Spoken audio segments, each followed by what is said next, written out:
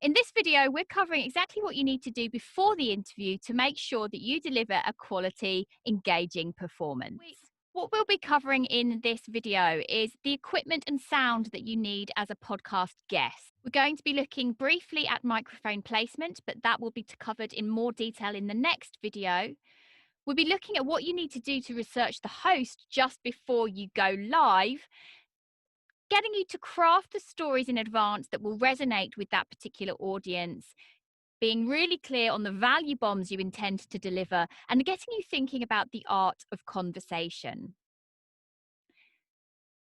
Even though you are not hosting your own podcast, you do have some minimum requirements in terms of quality sound expectation. You could rock up and just use your phone or just use your Mac or your PC, but that sound quality is not going to cut it. And it's unlikely that you would get recommendations and referrals from one podcast host to the next. Take it seriously and treat it as a valuable part of your business.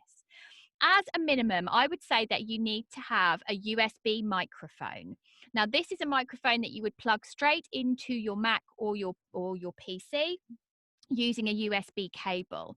You can get some that are between 80 to 100 pounds and some a little bit less that are absolutely fine for podcast guesting.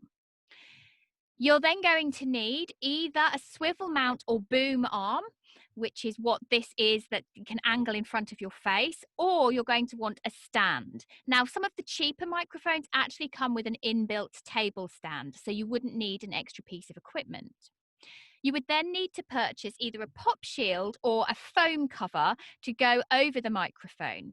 And this protects the microphone from all sorts of spit that will be coming out of your mouth as you talk. Not very pleasant, I know. And also from when you deliver the P and B sounds, known as plosives. It prevents pockets of air reaching the microphone, which would distort the audio. And those things are very difficult to repair in the edit. So if you can protect the audio as best you can your end, you're going to be delivering a much better quality audio for the host, and they will thank you for it. So take it seriously and invest a little bit of a budget behind your equipment.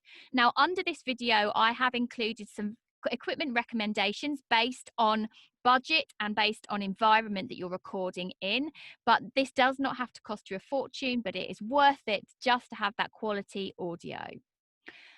I personally recommend that when you're recording a podcast interview, you have closed back headphones on. Now, the reason that I recommend this is because you will pick up with your closed back headphones on all sorts of noises in your external environment and mouth noise that you wouldn't normally hear if you have those headphones on.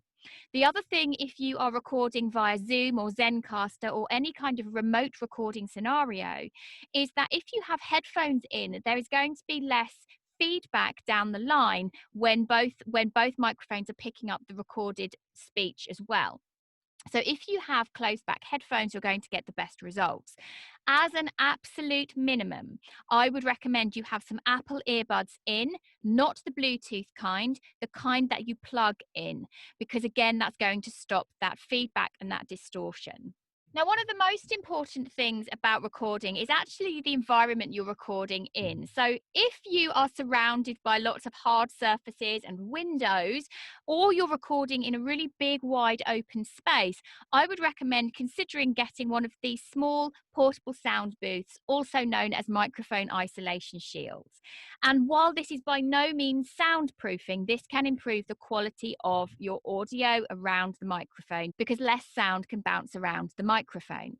So if you are not happy with the sound of the audio quality that you currently have, it's worth investing in a piece of equipment like this. Again, the recommendations are below. If you decide you want a little bit of a fancier microphone, you would be going for what's known as an XLR microphone, which you would have to plug directly into an audio interface, which from there plugs into your PC or your Mac. Now, these are only for those of you who are potentially going to be hosting your own podcasts if you love your technology and want something a little bit flashier. Again, all of those recommendations are below, but this is by no means something that you have to have. In terms of vocal care, it's very important that you look after your voice. It's very important that you turn up you are hydrated and your mouth is not full of extraneous noise, such as if you've just drunk milk or a milky tea or a milky coffee. Milk can make your mouth noisier. You want to make sure that you are putting your vocal care and the delivery of your speech first when you're rocking up to do an interview. You need to be aware of your environment as well. What's going on around you? Is the street noisy outside? What's going on in your home? Because you want to minimize the amount of noise distractions that are happening on the audio, so that when you do that interview, you can concentrate and focus and be assured that you are delivering the best quality audio to the podcast host. Computer noise can become a bit of an issue.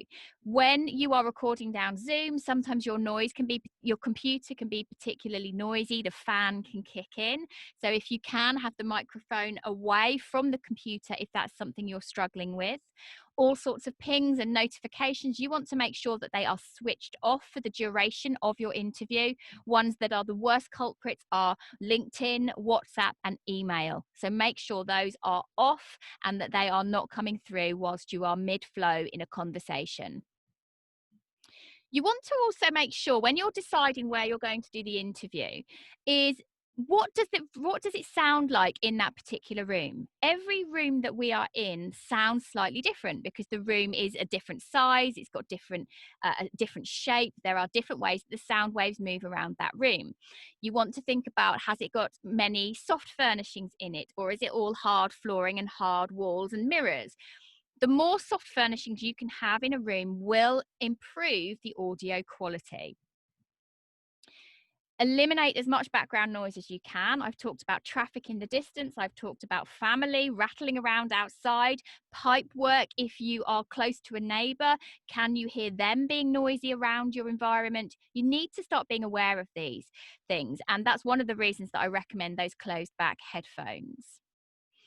If you have rooms that are only hard floor and not carpeted, you can try and soften the area either by using one of those surround shields or having lots of pillows, blankets, duvets around where you're recording.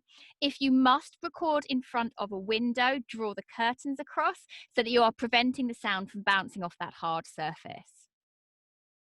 I mentioned before about going for a USB microphone, just in case you want something a bit flashier or you're wondering what I'm talking about. This is the 3-pronged XLR microphone port. And so I would only recommend you got a microphone that was XLR if you know that you're serious about getting involved with all of the technology, because you definitely want your own show. Each microphone is a little bit different, and you want to make sure that you have got your microphone set up for the right recording environment for you. If you're recording down the line on Zoom, you want to make sure that it is on a cardioid setting. Bidirectional is if someone else was in the room with you and you were being interviewed using the same microphone in the same space. And omnidirectional would be if you were all going to be sat around the same microphone being interviewed in a table style format. But on the whole, if you are recording solo, you want to have the cardioid setting. And very often, I think this looks like an on-the-side Pac-Man head. So check your own microphone settings. And if you do have settings and microphone patterns that you can choose, make sure it is on cardioid.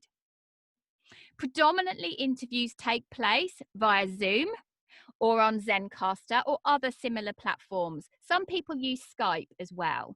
The industry standard right now tends to be Zoom. Now, you will find that some people want to record the video as well as the audio. So you want to be aware of that before you rock up. Now, I would say even if you're only recording the audio, it's a good idea to be video ready in case they want to use any of the video or footage for part of their promotion. Before you jump on to that interview, go away and look once more at the host. Visit Google, find out what you need to know about them, go to their website, listen to a podcast episode. You want to feel when you go into that conversation that you know who they are, that they're not just some stranger. You've done your research and it is fresh for you. This is something I do before every podcast interview that I go on. I've refreshed my memory about that host because it means that I will be able to feel much more in rapport with them earlier on in that conversation. Before you jump onto that interview, make sure you have bullet pointed out for yourself the value bombs that you are going to be delivering. What are the points that you know, no matter what, no matter how the conversation goes, these are the things you want to position for that audience that also work for you and your topic of influence. You have to remind yourself of that and then put it to the back of your mind. Think too about the stories that you could tell that would resonate with this particular audience that is going to still position you strongly. So, this might be things that you've been through, this might be case studies, this might be things that you see in the outside world that are relevant to the results that your business, your service, your offer brings to that particular audience. If you think about the stories in advance, what they might be, have maybe 3, 4, or 5 up your sleeve. You know your value bombs that you want to share, and then you can relax, forget about them, and join in with a conversation. And I want to just talk a little bit about what I mean here. So often early stage podcasters, and I set my hand up here to say this was me, they're so excited and nervous about being on a podcast that they think they have to be marketing and selling themselves, and they fall into what is essentially a monologue. And unfortunately, in it being a monologue, the host has very little opportunity to have any say on their own show. And that can be really off-putting for a host. Remember, this is a conversation. You are there to have a conversation. Maybe you do have a lot to say on a particular topic, but insert those pauses, insert those opportunities for the host to take you on a different tangent. And don't be afraid of that. So that's one of the reasons why I think it's best, if you can, to do the interview face to face or face to face via Zoom, so that you can watch and follow someone's body language. Don't just go off on your own talking in depth about you. Your podcast interview is not about you, it is about the listener, and it's about what the host wants to bring to the listener. So do that prep work, know your topic of influence, know the value points you're bringing, know the stories you want to tell, and then be present. Before you go live, I would just take a deep breath, settle yourself, check your technology, breathe in, breathe out. Remember why you're doing this. You're doing this interview to deliver value and position yourself strongly and have a great in-depth conversation. So sit back, smile, and enjoy. When you go on to the call, you will find that there was usually an opportunity to have a pre-chat, a pre-interview conversation with the host. Now, the pre-chat really matters. I've talked quite a lot earlier on in these trainings about the return on investment in terms of building the relationship with the host. If you've not met this person before, this is where you have a real opportunity to build rapport, to develop that relationship. Find out about them. How's their day been? Don't think that chat at the beginning is unimportant. It matters just as much as the interview. So don't throw it away. Be present, be relaxed, and show that you're here to have a really enjoyable conversation. If you have any technical concerns, flag them up with the host. Just make sure that you feel comfortable with what you have to deliver and what they're expecting of you. Can they hear you okay? Is everything okay? Does it sound okay in your environment? Because they might be more aware of that than you are. So flag that up before you get going and ask them to let you know as soon as they start recording.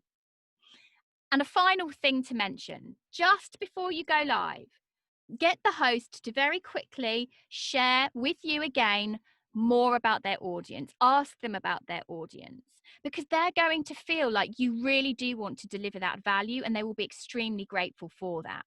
So take a moment, ask them about their audience. What do they like to hear? What would they most like from this interview with you today? Make it about them, make it about their audience. It is not about you.